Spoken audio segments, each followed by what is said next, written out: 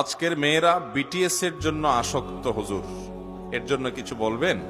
BTS হলো, আপনারা যুবকরা অনেকেই জানেন, এটা হলো কোরিয়ান একটি ব্র্যান্ড। যারা গান করে, কিছু পোলাপান, ইয়াং তরুণ, তারা মূলত গান করে। এই পপ গানের ব্র্যান্ড সারা পৃথিবীতে এরা খুব জনপ্রিয়। আমাদের দেশে হাজার হাজার লক্ষ লক্ষ মুসলমানের ছেলে মেয়েরা এই বিটিএস এর ভক্ত হচ্ছে।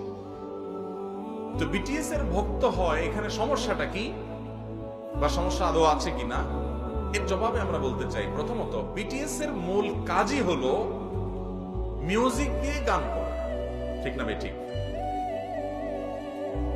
মুসলমানের জন্য মিউজিককে আল্লাহ তাআলা হালাল করেছেন না হারাম করেছেন? তো এই হারাম কাজটা কেউ যদি খুব নৈপুণ্যের সাথে করতে পারে, তো সেটা আমার কাছে অ্যাপ্রিসিয়েট যোগ্য কোনো জিনিস এজ এ মুসলিম কখনো হতে পারে